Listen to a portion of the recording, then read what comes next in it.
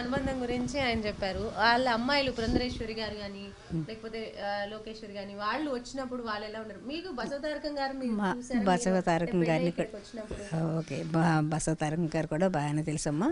వెళ్తూ ఉండేవాళ్ళం అందరినీ ఈమెవరు ఎప్పుడూ వస్తారు కదా అని అందరినీ అడిగి మా అత్తగారు బాగా తెలుసు. వాళ్ళది కూడా కొమరోలు మా అత్తగారికి అన్నారు. అందుకని చెప్పి బాగా తెలుసు.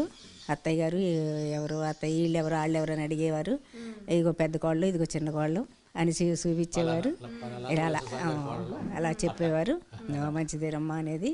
మళ్ళీ పిల్లలు అది మా పిల్లల ఇది కూడా అడిగేది.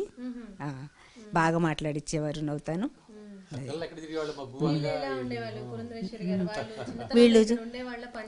వీళ్ళు వస్తూ ఉండేవారు.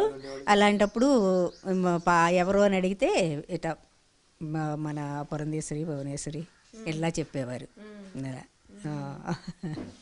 అంటే పయ్యాళ్ళిద్దరికి పెద్దాళ్ళిద్దరికి ఇప్పుడు జరుగుతూనే ఉందండి.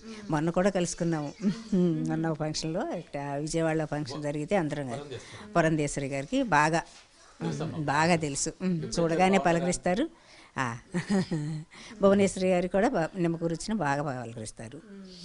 అది అంటే రామారావు గారు సినిమాల్లో బిజీగా ఉన్నా కూడా పిల్లలందరూ ఇంత క్రమశిక్షణగా పెరిగి వాళ్ళ రంగాల్లో ఇంత డిసిప్లైన్డ్ గా ఉండి ఇంకొకళ్ళకి ఆదర్శంగా ఉన్నారు అంటే ఖచ్చితంగా అది బసవతారకం గారి పెంపకమే అయి ఉంటుంది. ఆమె ఎట్లా ఉండేవాళ్ళు? మీకేమన్నా మీ అత్తగారి ద్వారా అట్లా ఏమన్నా కొన్ని తెలుసా?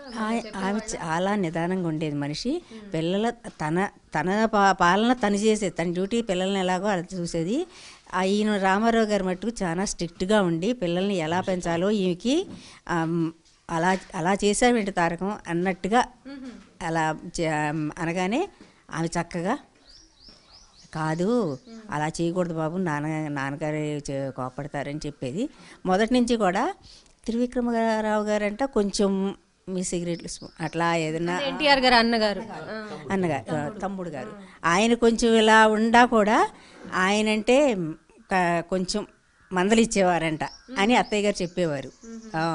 ఈ చిన్నతనే కొంచెం క్రమశిక్షణలో మంచి ఆయనే, ఏదో కొంచెం ఉంటుంది కదా ఫ్రెండ్స్ అది ఆయన అంతే అన్న చెప్పారని ఈయన పద్ధతిలో ఉండేవారంట. అది ఆ మాటలు మటుకు అనేవారు అత్తయ్య గారు.